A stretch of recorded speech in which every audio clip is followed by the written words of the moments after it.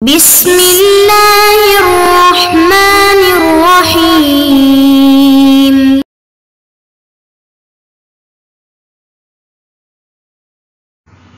اعوذ باللہ من الشیطان الرجیم بسم اللہ الرحمن الرحیم۔ عزیز طلباء کرام، السلام علیکم ورحمۃ اللہ وبرکاتہ۔ امید ہے آپ سب خیر و عافیت سے ہوں گے۔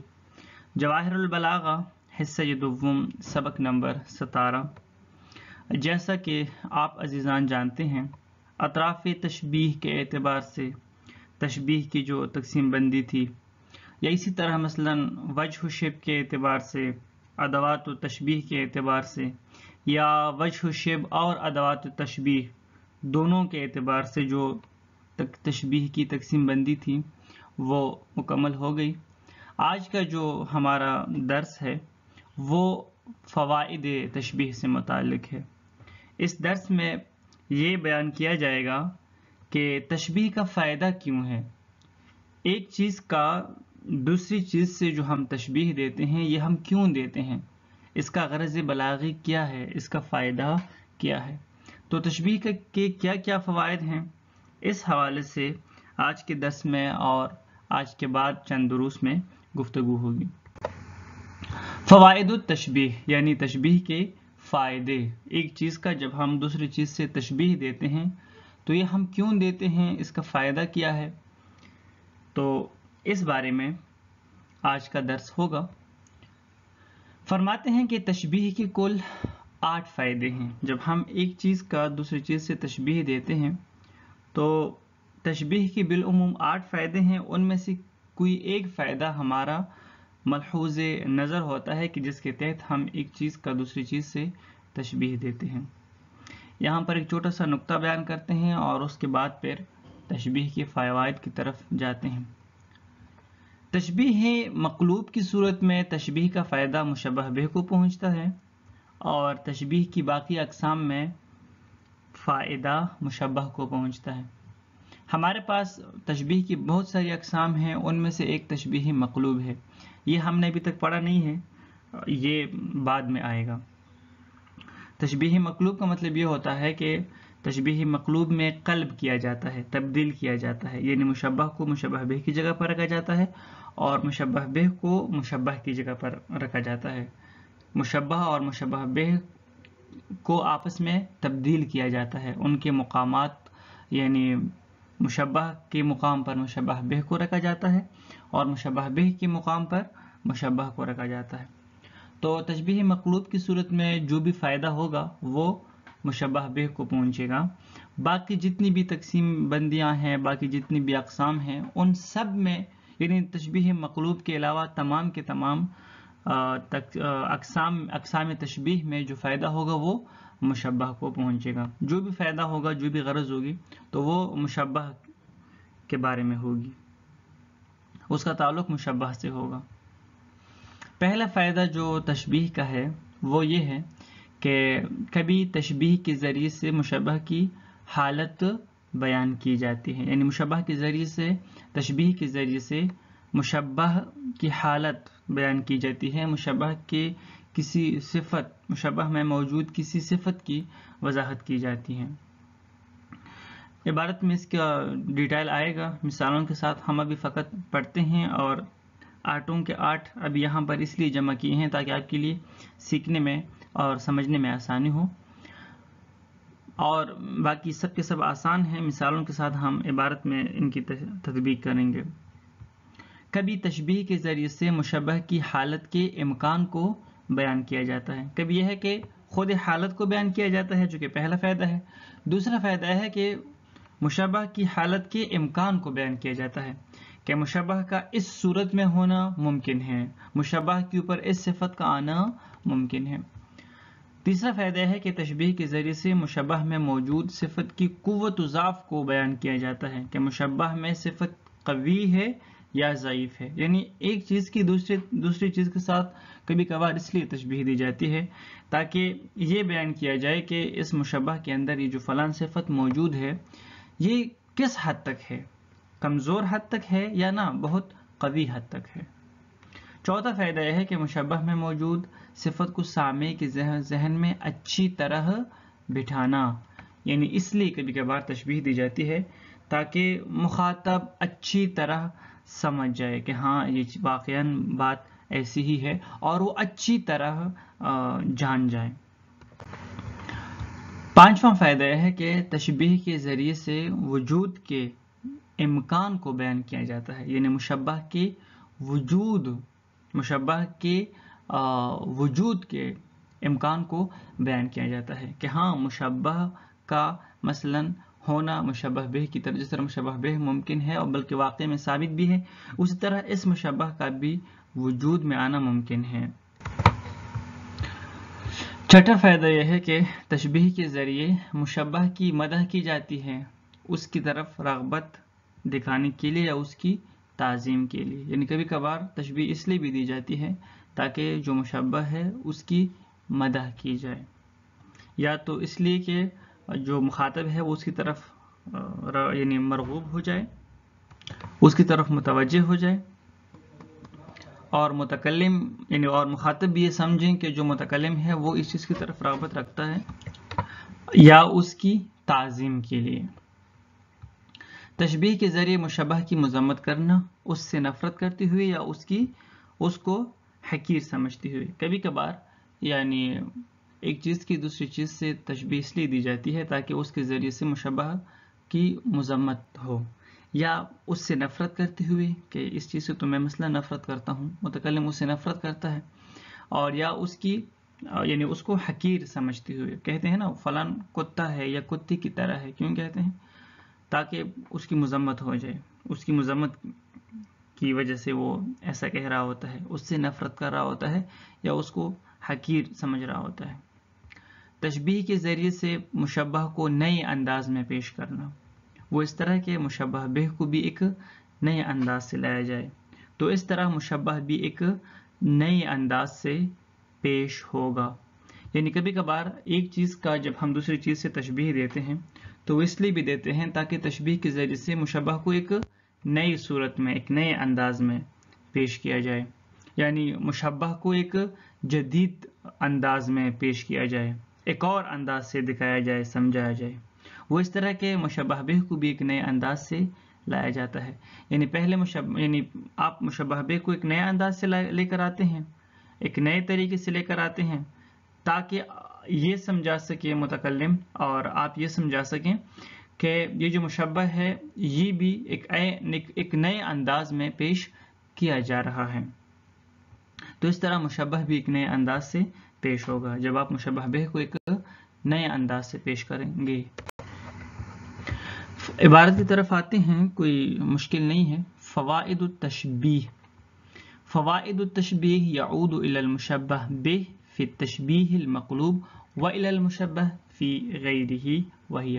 فرماتے ہیں کہ تشبیہ کی جتنی بھی اقسام ہیں ان میں سے تشبیہ مقلوب میں جو بھی فائدہ ہوگا وہ مشبہ بہ کو پہنچے گا، یعنی تشبیہ کی جتنی بھی فوائد ہیں ان میں سے یا جتنی بھی اغراض ہیں تو ان میں سے جو بھی غرض ہوگا وہ مشبہ بہ سے مربوط ہوگا تشبیہ مقلوب میں، یعنی جب آپ مشبہ کی جگہ پر مشبہ بہ رکھتے ہیں اور مشبہ بہ کی جگہ پر آپ مشبہ رکھتے ہیں، تبدیل کرتے ہیں دونوں کو آپس میں، تو اس صورت میں یعنی تشبیہ مقلوب میں جو فائدہ پہنچے گا وہ مشبہ بہ کو پہنچے گا۔ اس کے علاوہ تشبیہ کی جتنی بھی اقسام ہیں اس میں جو فائدہ پہنچے گا وہ مشبہ کو پہنچے گا۔ تشبیہ مقلوب سے متعلق ہم تفصیل سے بعد میں پڑھیں گے، تو اب اس کی وضاحت کی ضرورت نہیں ہے۔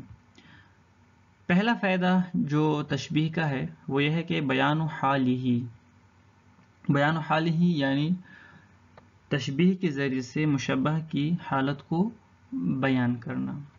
وذلك حينما يكون المشبه مبهما غير معروف الصفة التي يراد إثباتها له قبل التشبيه فيفيده تشبيه الوصف ويوضحه المشبه به، نحو شجر النارنج كشجر البرتقال۔ فرماتے ہیں کہ کب یہ فائدہ ہوگا کہ جب تشبیہ کے ذریعے سے ہم مشبہ کی حالت کو بیان کرتے ہیں، یا مثلا تشبیہ مقلوب میں مشبہ بھی کی حالت کو بیان کرتے ہیں، یہ کب ہوگا؟ یہ تب ہوگا کہ جب مشبہ جو ہے وہ مبہم ہو، وہ معروف نہ ہو، یعنی جس حالت کو یا جس وصف کو بیان کیا جاتا ہے تشبیہ کے ذریعے سے، جب وہ وصف اور وہ حالت مشبہ کے لیے اتنا معروف و مشہور نہ ہو اور آپ چاہتے ہیں کہ آپ یہ سمجھائیں کہ یہ وصف اس کے لیے مثلا ثابت ہے، تو آپ کیا کرتے ہیں؟ پھر آپ تشبیہ دیتے ہیں۔ تو تشبیہ کا فائدہ کیا ہوتا ہے؟ تشبیہ کا فائدہ یہ ہوتا ہے کہ اس مشابہ کے لیے جو وصف مثلا واضح نہیں ہے اتنا، وہ واضح طور پر بیان کیا جاتا ہے۔ اگر مثلا دوسرے بندے کو پتہ نہیں ہے یا دوسرے بندے کو علم نہیں ہے کہ یہ صفت اس مشابہ میں ہے بھی کہ نہیں ہے، تو اس کو اندازہ ہو جاتا ہے جب آپ مشابہ بہ سے اس کی تشبیہ دیتے ہیں۔ نحو شجر النارنج کا شجر البرتقال، سامنے والے کو اندازہ نہیں ہے کہ جو مثلا نارنج کا درخت ہے وہ کیسے ہوتا ہے، مثلا نارنج کے درخت کی حالت و کیفیت کا پتہ سامنے والے کو نہیں ہے کہ لیمو کا جو درخت ہے وہ کیسے ہوتا ہے، تو آپ کیا کرتے ہیں؟ آپ مثال دیتے ہیں، آپ تشبیہ دیتے ہیں کہ شجر النارنجی کا شجر البرتقال، کہ جو لیمو کا درخت ہے وہ مالٹے کے درخت کی طرح ہے۔ تو اس کو یہ تو پتہ ہے کہ مالٹے کا درخت کیسے ہوتا ہے، لیکن لیمو کے درخت کے بارے میں پتہ نہیں ہے۔ اب جب آپ نے تشبیہ دی تو لیمو کے درخت کی جو حالت و کیفیت ہے، جو اس کا جو وصف ہے، وہ مخاطب کے لیے بالکل واضح ہو گیا۔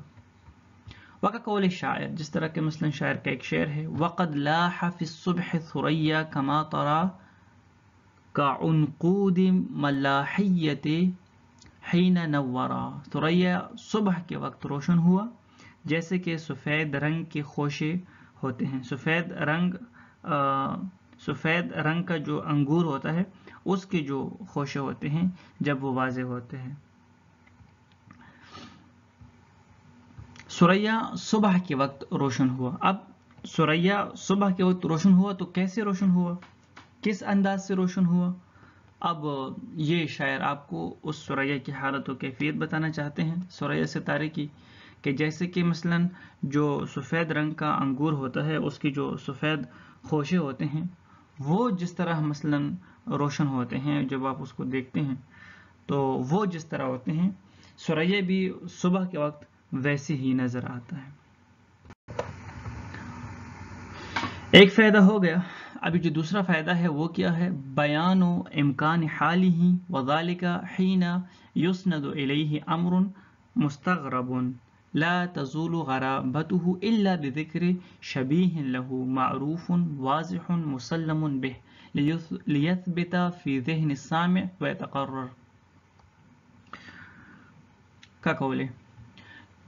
پہلا جو فائدہ تھا وہ تو ہو گیا کہ جب کسی حالت کو بیان کیا جاتا ہے تشبیہ کے ذریعے سے۔ دوسرا فائدہ یہ ہے کہ بیان و امکان حالی، دوسرا فائدہ اس کا یہ ہے کہ مشبہ کے لیے اس حالت کے امکان کو بیان کرنا جس کی تشبیہ دی جاتی ہے۔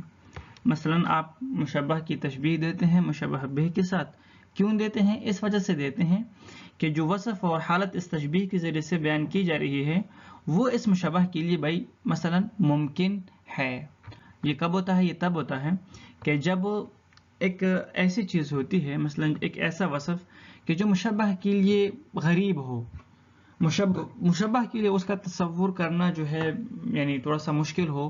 بالعموم مشبہ سے متعلق لوگوں کو پتہ نہیں ہے کہ اس مشبہ میں مثلا فلان وصف بھی پائی جاتی ہے، یا فلان وصف بھی اس مشبہ میں آنا، فلان وصف کا بھی اس مشبہ میں آنا ممکن ہے۔ مثلا جب کوئی اس طرح کا غریب قسم کا، ناشنا قسم کا وصف آپ اس مشبہ کے لیے بیان کرنا چاہتے ہیں، کہ تب تک وہ لوگوں کے لیے واضح نہیں ہوگا جب تک آپ اس کے لیے مشبہ بہ کو نہ لائیں، جب تک آپ اس مشبہ کے لیے مشبہ بہ لے کر نہ آئیں، جب تک آپ اس کی تشبیہ نہ دیں کہ مثلا فلان مشبہ بہ کے لیے بھی یہ ثابت ہے، لہٰذا یہ ہمارا جو مشبہ ہے اس کے لیے بھی ہو سکتا ہے، کوئی مشکل نہیں ہے۔ یعنی وہ مشبہ بہ کی جس کے لیے وصف بالکل مشہور ہے، آشنا ہے، سب جانتے ہیں اس کے بارے میں، بالکل واضح ہے، مسلم ہے، اور سامع کو پتہ ہے کہ ہاں اس مشبہ بہ میں تو یہ وصف موجود ہے، لیکن کیا یہ وصف مشبہ میں بھی ہے کہ نہیں ہے؟